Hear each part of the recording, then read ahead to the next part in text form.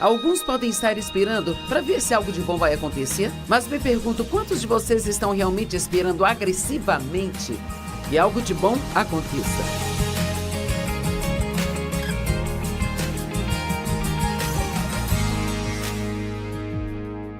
Sabe, hoje na nossa sociedade, há tantas coisas acontecendo que podem fazer as pessoas terem medo e Deus quer que você realmente desfrute a vida. Eu amo João 10:10. O ladrão vem apenas para matar, roubar e destruir, mas Jesus disse: eu vim para que você possa ter e desfrutar a sua vida. E que a tenha plena e abundante até que ela transborde. Então, você está desfrutando sua vida, não apenas agora enrolado no seu sofá, ou estando com suas amigas, mas você diria que em pelo menos 90% do seu tempo você realmente desfruta a sua vida? Eu acredito que uma das coisas com que glorificamos a Deus é desfrutando dele, desfrutando do que ele nos deu, sabe? Mas uma das coisas que impede a alegria é o medo. E no mundo em que vivemos hoje, há muitas oportunidades para se ter medo. Certamente já lemos, ouvimos as notícias e é só coisas ruins uma atrás da outra. Parece que a maioria das pessoas com quem você tenta falar, elas só falam de todos os problemas do mundo e eu sei que temos problemas e não podemos ignorá-los, não podemos enfiar a cabeça na areia, mas também temos um Deus. Vamos lá, senhoras, quero que todas vocês digam, nós também temos um Deus. E quer saber, Deus é maior do que qualquer problema, Ele é maior do que todos os problemas do mundo juntos, sabe? Deus é maior do que, sabe? Eu espero que haja milhares e milhares de pessoas assistindo agora, e se você juntar todos os seus problemas, Deus é maior do que todos esses problemas. E Ele quer nos libertar do medo. Agora, ser liberto do medo não significa que você nunca sentirá medo. Significa que você não permite que o medo controle você. Você aprende a fazer o que acredita que Deus quer que você faça, a fazer o que está em seu coração para fazer, mesmo que você tenha que fazer isso enquanto você sente um pouco de medo. Coragem é você seguir em frente, na frente do medo, não é a ausência do medo. E a palavra medo realmente significa fugir, alçar voo ou se esconder de algo. E há muitos tipos diferentes de medo, então eu acho que hoje o que eu gostaria de fazer é falar com você sobre uma variedade de tipos de medos nos quais nós podemos nos concentrar em vencer. Eu sei que, de todas as coisas que eu falar, certamente haverá 2 ou 3 ou 4 coisas que você realmente precisa. E alguns podem dizer, quando terminarmos, nossa, eu precisava disso. E então, o primeiro medo do qual eu quero falar é o medo do mal. Sabia que Davi, o salmista, disse, não temerei mal algum, pois Deus está comigo? E eu amo Salmo 27, versos 13 e 14. Ouça isso. O quê? O que teria acontecido comigo se eu não acreditasse que eu veria a bondade do Senhor na terra dos viventes? Então Deus quer que você e eu esperemos, sim, eu disse esperar, coisas boas e não temer as coisas más. Agora, eu cresci numa situação disfuncional, uma situação abusiva com um pai alcoólatra e havia um monte de coisas ruins acontecendo comigo. Eu me casei com o primeiro cara que apareceu porque achava que ninguém iria me querer e ele me traía, saía com outras mulheres e assim foram mais 5 anos de pura miséria. E assim, mesmo quando eu me casei com o meu marido Dave, com quem eu sou casada há 53, 54 anos, às vezes perco os números e eu tenho que me esforçar para lembrar, sabe? Mas quando eu me casei com o Dave, e sabe, ele queria ser bom para mim, mas eu não sabia como receber isso, porque eu tinha criado um hábito, quero que entenda isso, eu havia criado um hábito de esperar que as coisas ruins acontecessem. E você disse, por que alguém faria isso? Bem, eu tinha passado por tantas coisas ruins, já tinha sido tão decepcionada tantas vezes por esperar por algo bom e aquilo não acontecer. Até que cheguei ao ponto onde eu achava que eu estava privando a mim mesma se eu não acreditasse que coisas boas iriam acontecer. Alguns podem estar esperando para ver se algo de bom vai acontecer, mas me pergunto quantos de vocês estão realmente esperando agressivamente que algo de bom aconteça. E então eu dei uma volta radical e eu cheguei até aqui, sabe? E em vez de esperar que coisas ruins aconteçam, todas as manhãs parte da minha oração e tempo de comunhão com Deus é dizer: eu estou esperando que algo de bom aconteça comigo hoje. Sem fé, nós todos vamos viver com medo, porque a fé é a única coisa que vence o medo. Quando o medo bater em sua porta, mande a fé atendê-lo. Sem fé não podemos receber nada de Deus. Deus tem coisas boas reservadas para você, mas você tem que ter fé por elas e a fé faz com que você espere. Nós recebemos tudo pela fé. E sem medo, nós não vamos receber nada de Satanás ou do diabo, nosso inimigo. Você pode sentir medo, mas ainda assim continuar seguindo em frente e fazer aquela coisa da qual tem medo. Muitos anos atrás, quando senti que Deus queria que eu largasse meu emprego de tempo integral e gastasse tempo estudando a palavra de Deus, porque eu havia sentido que Ele tinha me chamado para ensinar, eu já tinha 3 filhos, não podia ir para a faculdade de teologia, eu não podia deixar tudo e dizer bye-bye, mamãe está indo para a faculdade. Mas eu precisava ter alguma preparação e a única coisa que eu sabia fazer era passar tempo estudando. Bem, trabalhando em tempo integral, voltando para casa, fazendo todo o trabalho e as compras e fazendo todas essas coisas, eu não tinha tempo de estudar. Então eu comecei a sentir que Deus queria que eu saísse do meu emprego, onde eu ganhava um bom dinheiro, e que confiasse nele para cuidar de nós. Mas havia um pequeno, minúsculo probleminha. Nossas contas eram maiores que nossa renda e todo mês nós precisávamos de um milagre. Me pergunto se tem alguém nos assistindo agora que todo mês você precisa de um milagre para pagar suas contas. Bem, foi assustador para mim.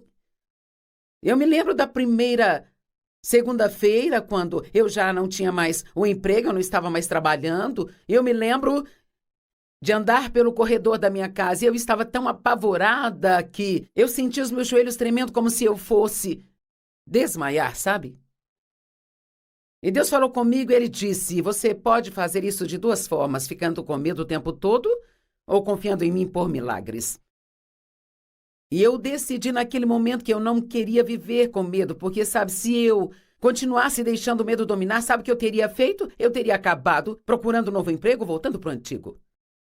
E eu precisava permanecer na posição de fé, e eu precisava esperar que Deus cuidasse de nós, mas a maior parte da minha vida, e eu meio que sentia uma atmosfera ao meu redor. Alguns de vocês vão entender e compreender isso, mas era algo tão atormentador e eu realmente não sabia o que era aquilo. Mas numa manhã eu estava no espelho enquanto me maquiava, me preparando para ir trabalhar. Isto foi antes de eu sair do meu emprego e eu disse a Deus: Deus, o que é isso? O que é essa coisa que eu sinto o tempo todo? Aquilo me fazia sentir ameaçada e eu não entendi o que era. E Ele falou ao meu coração: pressentimentos malignos. Eu nunca tinha ouvido esse termo. Eu nem sabia o que era. Mas há uma escritura em Provérbios 15, verso 15, na Amplificada, que diz: todos os dias do oprimido e do aflito, eles são ruins por causa de pensamentos e pressentimentos ansiosos. Está bem aqui na Bíblia. Dias miseráveis são miseráveis porque você espera que coisas ruins aconteçam com você. Mas aquele que tem um coração feliz tem um banquete contínuo, independente de suas circunstâncias. A alegria do Senhor é a nossa força.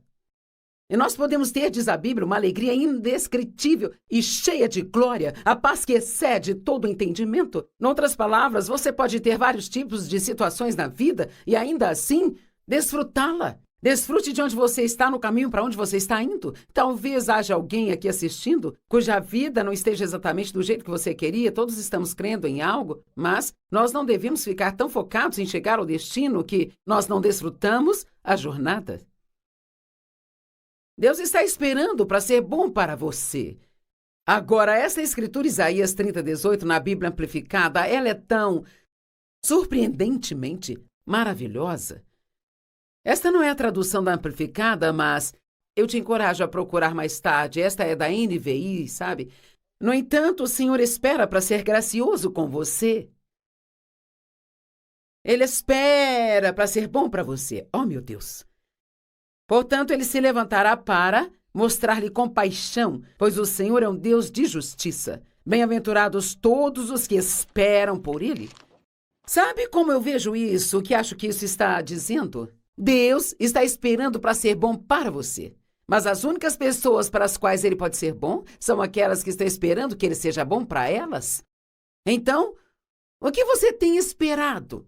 Você tem esperado ansiosamente, animadamente que Deus faça algo tão incrível na sua vida, algo grande? Você fica falando sobre isso ou fica falando dos seus problemas, esperando mais do mesmo? Deus está esperando para ser bom para você e Ele está esperando que você espere por Ele para ser bom com você. Eu amo isso. Eu não sei como eu posso deixar isso mais claro.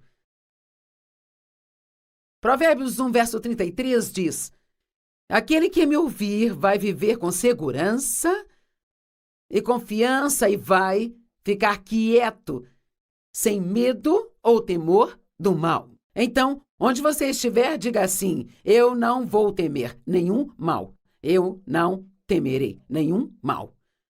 A próxima coisa que falaremos é sobre o medo da rejeição. E, sabe, este é um dos grandes para mim. Primeiramente, Jesus foi rejeitado. E ele disse: se rejeitaram a mim, vão rejeitá-los também. Não tem como você passar pela vida sem nunca ser rejeitado e, quando nos sentimos rejeitados, isso é o oposto de ser aceito e todos queremos ser aceitos.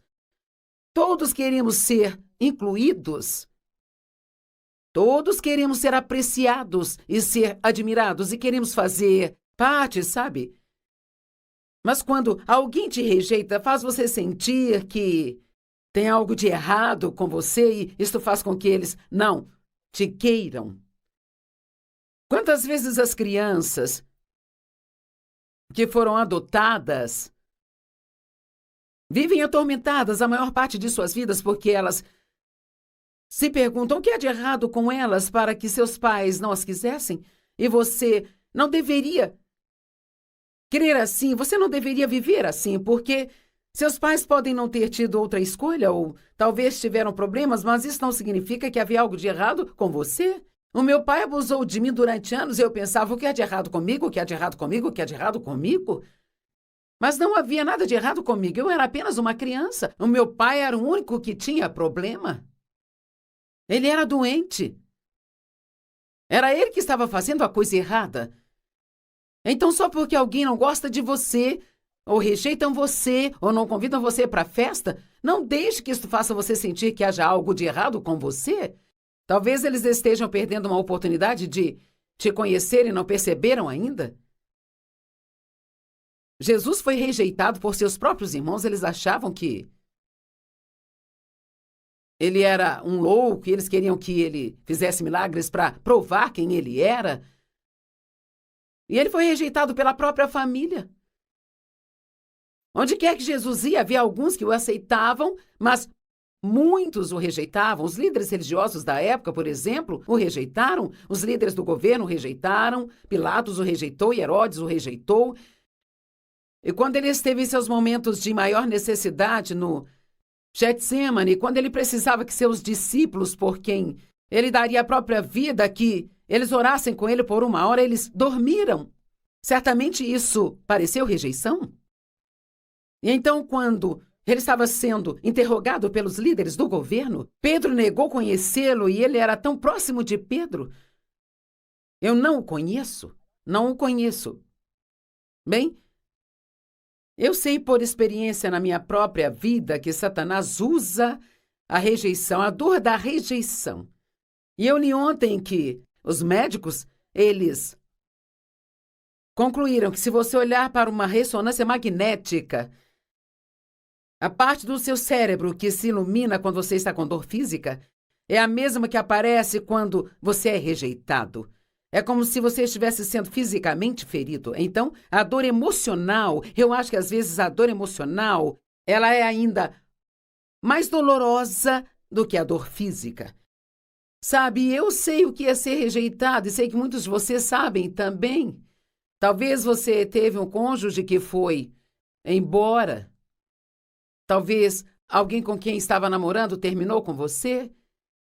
E você pensou, o que há de errado comigo? Talvez você tenha sido recusado para uma promoção no trabalho ou não conseguiu um emprego para o qual se candidatou sem nenhum motivo, ou você foi o único que não foi convidado para a festa. Quer saber? Tem várias maneiras de nos sentirmos rejeitados.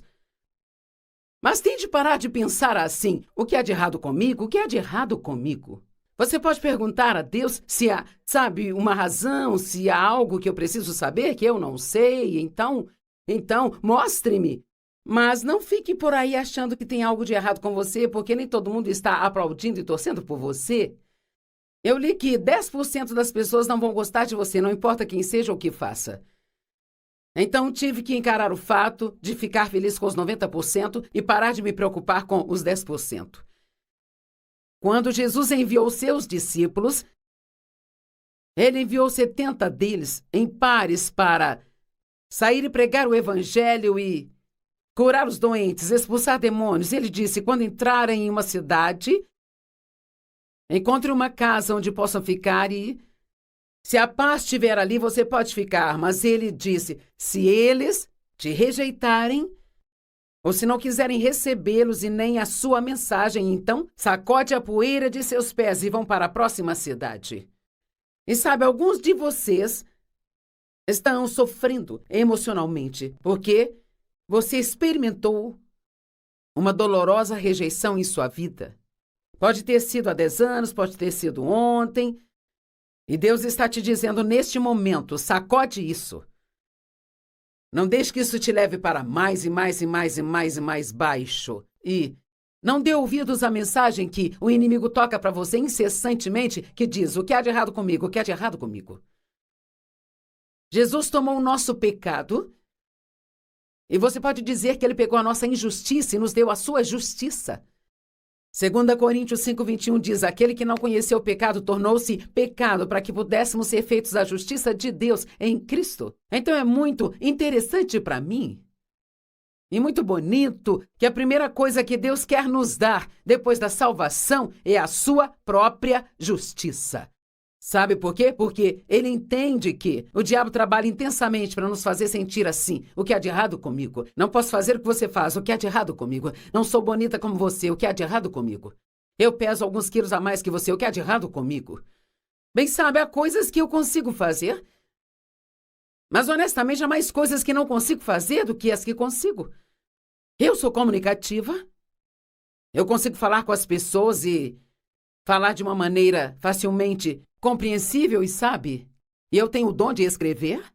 E eu amo ofertar, amo fazer as pessoas felizes, mas eu não consigo tocar um instrumento. Eu não sei cantar. Eu não sei sequer desenhar um bonequinho no papel. Eu não leio muito rápido. Conheço pessoas que conseguem ler um livro em um dia, numa viagem de avião, ou conheço pessoas que leem 2, 3 livros por semana. Eu levo um bom tempo para ler um livro. Eu não memorizo a Bíblia. Eu conheço muito da Bíblia, mas não memorizo capítulos inteiros e conheço pessoas que memorizam capítulos e capítulos. Eu costumava tentar fazer o que todos estavam fazendo, mas eu não faço isso mais hoje. Eu sou eu e eu sou muito feliz por ser eu. E se alguém rejeitar a mim, isso é entre eles e Deus. Quero que você seja do mesmo jeito. Não tema a rejeição. Jesus nunca, nunca, nunca te rejeitará. Nunca. E sobre o medo de que as coisas nunca mudem, aposto que alguns de vocês estão lidando com alguma situação. O meu marido, ele nunca vai mudar. Meus filhos nunca vão mudar. Eu nunca vou ter a minha casa própria. Eu acho que eu nunca serei feliz. Eu nunca vou perder peso. Eu vou te dizer uma coisa, Satanás está cheio do que eu chamo de mentiras do nunca. Ele quer fazer você pensar que todos os problemas que você tem, você os terá para sempre. Aprendi a dizer, quando eu tenho problema, isto vai passar. Porque uma das coisas que faz você se sentir sobrecarregado e derrotado é pensar que você vai ter que suportar aquilo para sempre. Eu não consigo suportar, essa dor vai durar para sempre. Quantos problemas você já teve na sua vida no passado que não tem agora porque Deus cuidou de tudo? Então, qualquer problema que você tenha, pode relaxar, porque Deus está trabalhando nesse problema também e Ele vai cuidar de tudo para você. Com medo, você nunca vai mudar. Os seus familiares nunca vão mudar. Suas circunstâncias nunca vão mudar. Você nunca vai ter dinheiro bastante. Você nunca vai se casar. Você nunca vai ter paz. Você nunca desfrutará sua vida. Deixe-me dizer, tudo está sujeito à mudança, exceto Deus. Com Deus, todas as coisas são possíveis. Então não tenha medo de que as coisas não vão mudar para você.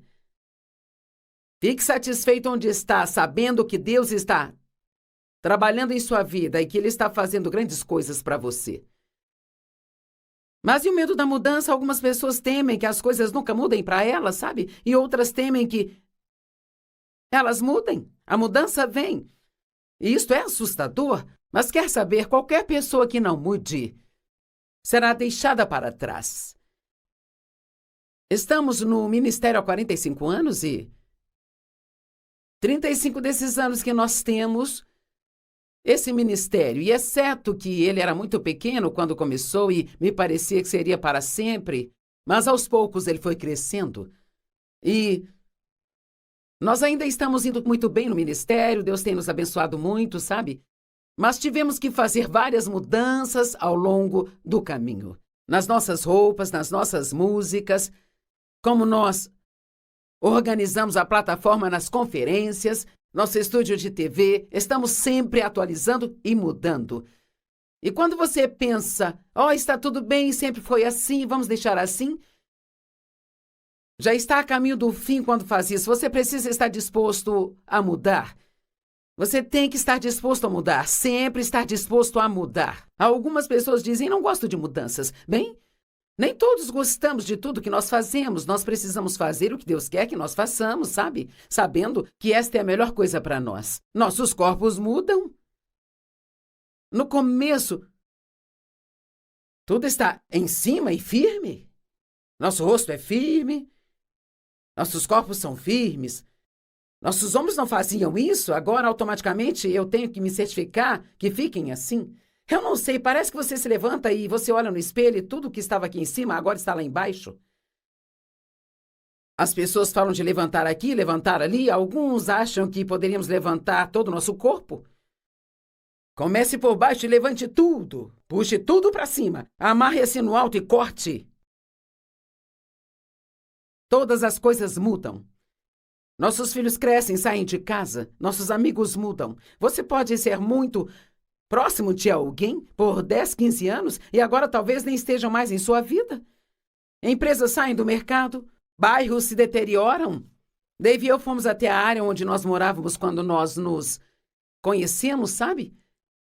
Há uns 50 anos atrás, e o bairro onde eu morava ainda estava em boas condições, mas a casa em que Dave cresceu estava toda deteriorada e é triste, sabe? Você passa por ali e diz, cara, eu me lembro de quando, eu me lembro de quando, eu me lembro de quando. Mas tudo muda, nada permanece do mesmo jeito, sabe? Você tem que estar disposto a aceitar as mudanças em sua vida. Sabe, Deus disse a Abraão para sair do lugar onde ele estava e ir para o lugar que ele iria mostrar-lhe. Bem, ele estava enfrentando mudanças e ele nem sabia realmente qual seria o tamanho dessa mudança. A mudança está chegando. Ele só não sabia o que ela envolveria e você fala sobre dar um passo de fé. Cara, ele deu um passo de fé.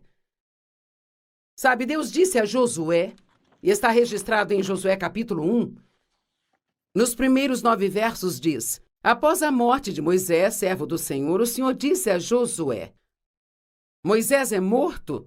Bem, isso não era novidade, eles já estavam de luto por Moisés há 30 dias e ele sabia muito bem que ele estava morto.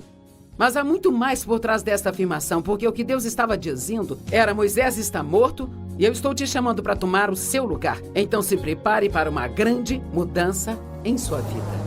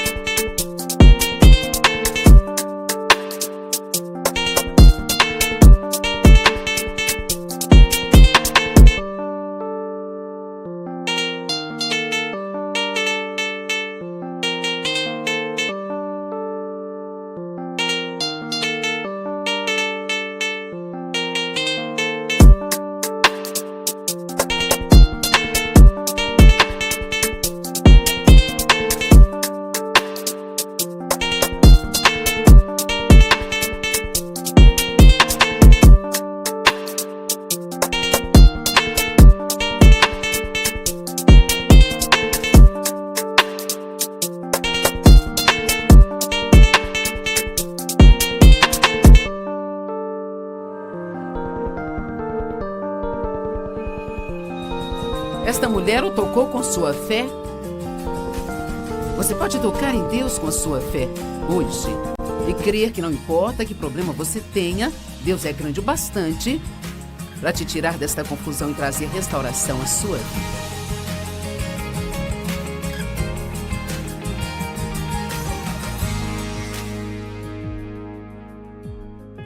Obrigada por estar conosco hoje no Desfrutando a Vida Diária. Quanto mais você aprender sobre a palavra de Deus, mais você poderá desfrutar de cada dia da sua vida, mesmo aqueles que são duros e difíceis de suportar. Eu tenho falado sobre medo e a superação do medo com a fé e como aprender a fazer mesmo com medo. Então, caso você não tenha assistido, o que eu quero dizer quando digo para fazer tudo mesmo com medo? Bem, a palavra medo, na verdade, significa se esconder ou fugir de algo. E tem passagens na Bíblia onde diz: não temas, pois eu sou contigo. E Deus não estava dizendo às pessoas com quem estava falando para não sentir medo, sabe? Nós sempre vamos sentir medo em momentos diferentes da nossa vida, por diferentes razões e em diferentes ocasiões, mas tendo em mente que nós não temos que nos curvar a cada sentimento que nós temos, sabe? Nós podemos fazer tudo mesmo quando nós estamos com medo. Não deixe o medo controlar você e impedir você de fazer as coisas que acredita que Deus quer que você faça ou as que estão em seu coração, aquelas que você quer fazer. Agora, não podemos ser tolos. Não estou dizendo que se você tem medo de água, se você não consegue nadar, se tem medo de águas profundas, eu não estou sugerindo que você deva mergulhar no fundo de uma piscina só para fazer mesmo com medo. Eu estou falando de coisas que fazem sentido, coisas que você sabe que Deus está te pedindo para fazer, coisas que você precisa fazer. Eu não quero que ninguém se machuque, porque a Joyce disse faça com medo. Mas tem tantas coisas que as pessoas pedem, sabe? Porque, veja, quantas pessoas são convidadas para uma festa e não vão porque têm medo de não conhecer ninguém lá, ou elas têm medo de serem rejeitadas, ou que haverá alguém lá com quem tiver algum problema no passado e elas têm medo de encará-las novamente? Você talvez tenha tantas oportunidades para ter medo que você não pode sequer imaginar quantas. Mas toda vez que o medo vem bater à sua porta, você precisa responder com a fé. Mas para viver sem medo, precisamos aprender a viver também sem a dúvida. Não estou dizendo que Deus fica bravo conosco toda vez que nós duvidamos. Tomé duvidou e disse: eu não acreditarei que seja você, a menos que eu possa colocar as minhas mãos em suas chagas. Então Jesus mostrou para ele as chagas e ele as tocou. Mas então Jesus também disse: bem-aventurados são aqueles que não viram e creram. E acho que esse é o lugar onde queremos chegar. Sabe, se você tem uma dúvida real, pode falar abertamente com Deus sobre isso, mas também fique em oração para chegar ao ponto em que você não se atormente com essas dúvidas. Temos que duvidar das nossas dúvidas, porque toda vez que a dúvida vem, significa que o inimigo está tentando roubar algo de nós. Eu gosto de dizer que a dúvida é como o medo bebê. Ela não é um medo adulto e atormentador, mas ela é o começo. E assim, se pudermos pegá-la no início, então teremos uma chance maior de realmente superá-la. Abraão tinha fé no impossível. Deus diz que lhe daria o seu próprio filho, mas ele e Sara já haviam passado da idade de gerar filhos. E durante o tempo que ele esperou, sim, ele esperou, durante o tempo em que esperou em Deus para trazer essa promessa a cumprir em sua vida, vamos ler o que a Bíblia diz sobre ele. Romanos 4, do 18 ao 21. Na esperança, Abraão creu contra a esperança que ele seria pai de muitas nações. Algumas traduções dizem, com todas as razões para a esperança ter ido embora, ele esperou pela fé. Em outras palavras, ele não tinha nenhuma razão natural para esperar. Não havia nada para que ele pudesse olhar e dizer: há esperança nisso. Ele poderia olhar para Sara, com um corpo quase morto e estéril, e pensar: eu não tenho nenhuma esperança nisso. Ele pode olhar para si mesmo, que já Tinha 100 anos de idade e pensar, bem, eu não tenho nenhuma esperança nisso. Não podemos encontrar a nossa esperança nas coisas aqui desta terra, precisamos encontrar nossa esperança em Deus. E eu realmente acho que é hora de voltarmos a acreditar que todas as coisas são possíveis com Deus. E às vezes, não acho que seja porque duvidamos que Deus possa fazer algo, mas duvidamos que Ele faria aquilo por nós. Temos dúvidas sobre nós mesmos e falaremos disso depois, com todas as razões para a esperança ter ido embora. Ele esperou pela fé que se tornaria pai de muitas nações como lhe havia sido prometido. Agora ouça isso. Ele não enfraqueceu na fé quando considerou seu corpo que era tão bom quanto morto, já que ele tinha cerca de 100 anos, ou quando ele considerava a esterilidade do útero de Sara. Então, ele não se escondeu de suas circunstâncias, ele olhou para suas circunstâncias, mas disse: Deus é maior. E acho que é isso que Deus quer que você faça. Não tenha medo das suas circunstâncias. Olhe para elas, olhe na cara delas e diga: eu vejo isso, eu vejo aquilo, aquilo outro, sabe? Mas nada disso é maior do que o meu Deus. Com Deus todas as coisas são possíveis. Nenhuma incredulidade. Em algumas traduções, nenhuma dúvida ou incredulidade o fez vacilar sobre a promessa de Deus. Agora ouça, mas ele se fortaleceu na fé, enquanto louvava e dava glória a Deus. Ele se fortaleceu na fé, a fé dele ficou mais forte, enquanto ele continuava a louvar a Deus e a agradecê-lo com a antecedência pelo que ele iria fazer. Sabe, quando você pede a Deus para fazer algo que parece ser impossível em sua vida, uma das coisas a se fazer, toda vez que a dúvida vem até você, é apenas abrir a boca e dizer: eu acredito que Deus está trabalhando na minha vida e que a minha vitória vai chegar na hora certa. Em 1 João 5,4 diz: esta é a vitória que vence o mundo, a nossa fé. A fé traz vitória à sua vida. Bem, o que é a fé? A fé é a certeza das coisas que se esperam e a evidência das coisas que não se vê. Agora, vamos pensar nisso. O que é isso? É a certeza substancial das coisas que você espera, mas não vê ainda. A evidência das coisas que você não vê. Agora, vamos pensar no exemplo. Meu marido e eu temos uma casa aqui na cidade. Você poderia dizer: como eu sei que você tem uma casa? Eu não posso ver sua casa. E eu não posso trazer a minha casa aqui para o estúdio e dizer: veja, aqui está a minha casa. Mas eu poderia trazer o documento da minha casa. Eu poderia te mostrar a escritura dela. Então você diria: sim, eu acredito que você tem uma casa. Bem, a Bíblia diz que a fé é a escritura das coisas, as quais nós esperamos, mas que nós ainda não vemos.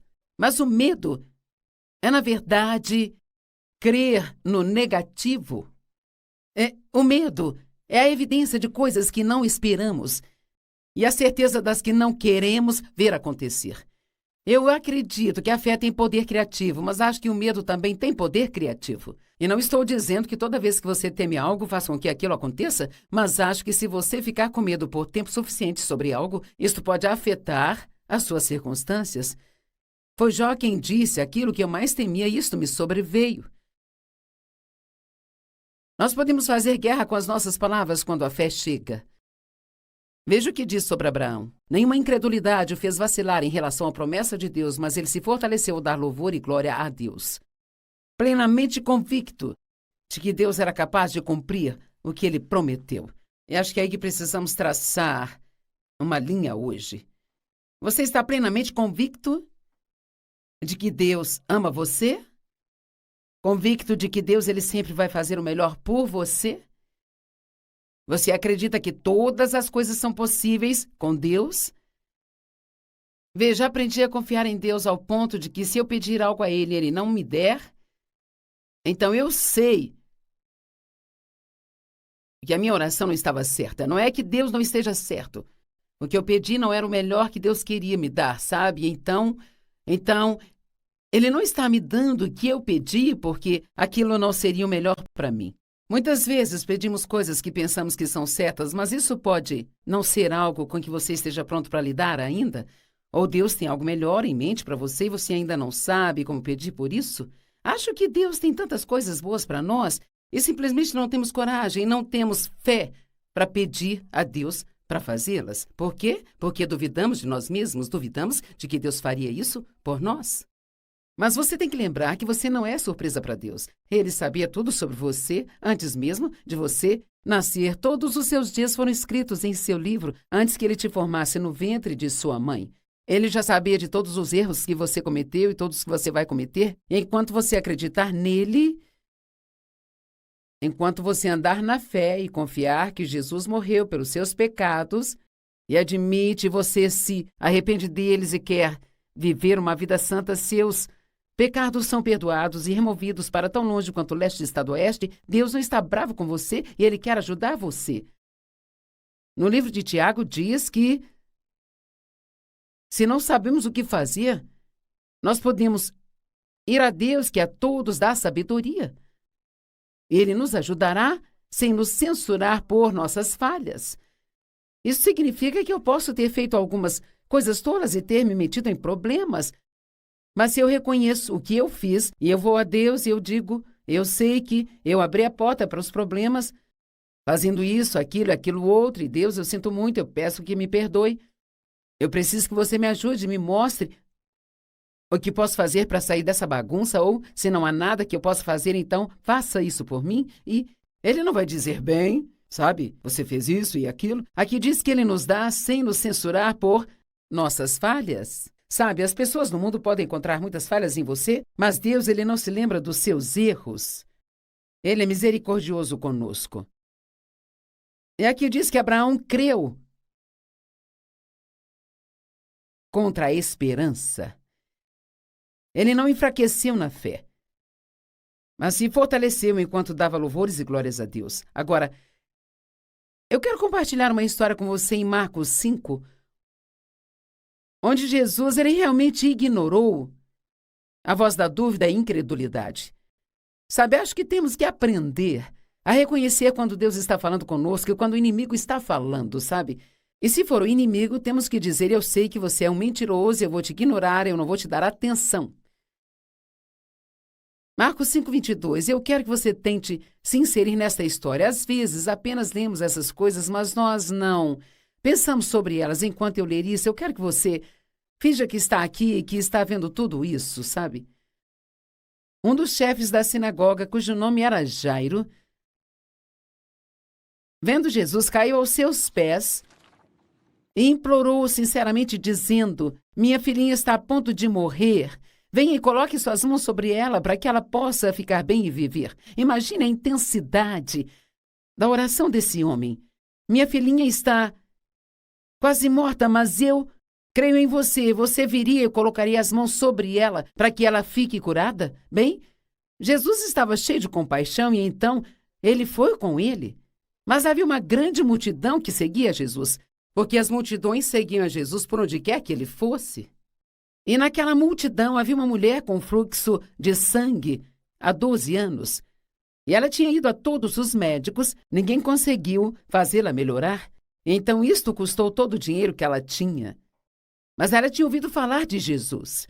E a amplificada diz que ela ficava dizendo para si mesma, se eu tocar na barra de suas roupas, eu sei que eu vou ser curada. Eu amo isso. Se você vai falar consigo mesmo, fale alguma coisa positiva, sabe? Eu creio que se eu apenas chegar em Jesus e tocá-lo, eu vou ser curado. E então, Jesus estava a caminho para curar a filha daquele homem, que estava quase morta, e agora ele para ajudar outra pessoa. Pense em como isso faria você se sentir. Pense se fosse você o Jairo. Que tipo de dúvida, que tipo de medo teria atacado a sua mente naquele momento? Quando ela tocou Jesus, imediatamente o fluxo de sangue secou e ela sentiu em seu corpo que ela estava curada de sua doença. E Jesus sentiu o poder saindo dele. Este poder de Deus é algo real. É uma coisa tangível. Você sabe quando o poder de Deus está trabalhando em sua vida. E Jesus se virou para a multidão e disse, quem me tocou? E os discípulos pensaram que aquela era uma pergunta tola, uma multidão enorme aqui. O que você quer dizer com quem me tocou? Tem um montão de gente aqui.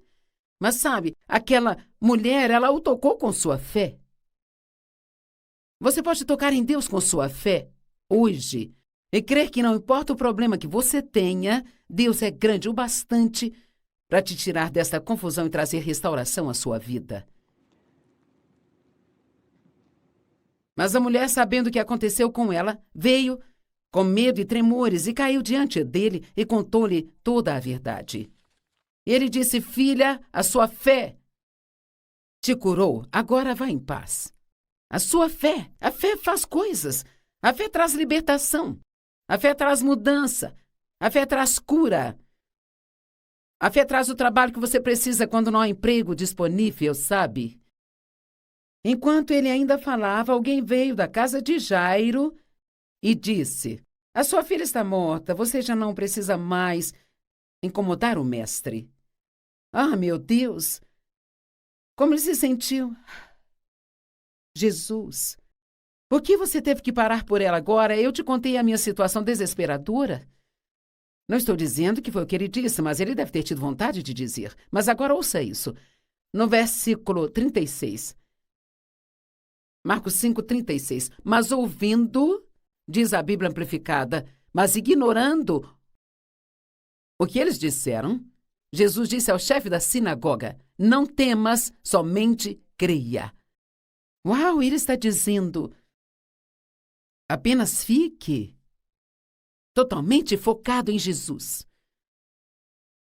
Acho que é Hebreus 12 que diz: desviando o olhar de tudo que te distrai, focando em Jesus, o qual é o autor e o consumador da sua fé. Deus, ele não começa a te dar fé por algo para te deixar destituído e sem resposta. Ele é o autor e o consumador da sua fé. Mas às vezes você precisa continuar crendo quando parece que nada vai funcionar e que você nunca vai receber aquilo que pediu a Deus. E eu sinto no meu coração hoje que há pessoas que desistiram dos seus sonhos, pessoas para as quais o inimigo simplesmente falou: esqueça, isso nunca vai acontecer. Esqueça isso. Você está cheio de ideias brilhantes, mas nada disso é o que Deus falou com você. Ouça, desligue sua cabeça e volte e veja o que está no seu coração. Se você se perdeu e cometeu um erro, então admita e confesse. Mas se você disser não, eu acredito que é isso o que Deus quer fazer, eu acredito que isso é algo que Deus falou comigo, então você precisa agitar a sua fé hoje. Avive aquela chama que uma vez queimou no seu interior e então volte a dizer: eu creio em Deus e não importa quanto tempo leve, eu não vou desistir de Deus, porque eu recebi a palavra dele sobre isso e ele é fiel. Então, ele não permitiu que ninguém o seguisse, exceto Pedro, Tiago e João. E por que isso? Porque Jesus ia ressuscitar aquela garota dos mortos e ele não queria um monte de dúvida e incredulidade. Ele queria fé à sua volta. E quer saber, quando você está em uma situação desesperadora e parece que nada vai funcionar, você não precisa de pessoas ao seu redor que são negativas, sempre dizendo que nada vai funcionar. Você precisa estar cercado de pessoas positivas, pessoas de fé, pessoas que vão te encorajar e acreditar em Deus com você. Eu conheço algumas pessoas quando eu preciso de alguém para orar, sei para quem ligar, porque elas não vão dizer: claro, eu vou orar por você. Sabe, elas vão orar mesmo. Elas vão realmente orar. E eu tenho confiança de que Deus vai ouvi-las. Eles foram até a casa do chefe e houve uma grande comoção, pessoas chorando e lamentando muito alto. E quando entrou com eles, ele disse: por que estão fazendo tal comoção? A criança não está morta, ela apenas dorme. E eles riram dele. Mas veja o que ele fez. Ele colocou todos para fora. Mais uma vez se livrou da dúvida e incredulidade. Ele colocou todos para fora e levou o pai e a mãe da criança e aqueles que estavam com ele, Pedro, Tiago e João, e foram para onde a criança estava e, claro, ele a ressuscitou. Ela se levantou, totalmente curada. Quer saber? Alguns de vocês poderiam mudar suas vidas se simplesmente se afastassem de algumas das pessoas negativas, duvidosas, com quem vocês andam o tempo todo. Sabe, eu não suporto a negatividade. Isso é interessante porque, em certo momento da minha vida, eu era uma pessoa muito negativa. Eu sempre digo, se eu tivesse 2 pensamentos positivos ao mesmo tempo, meu cérebro tinha cãibra.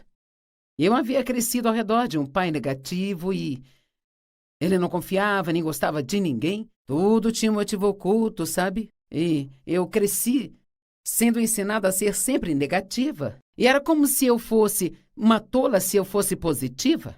Então, levou um tempo para Deus me mudar, sabe?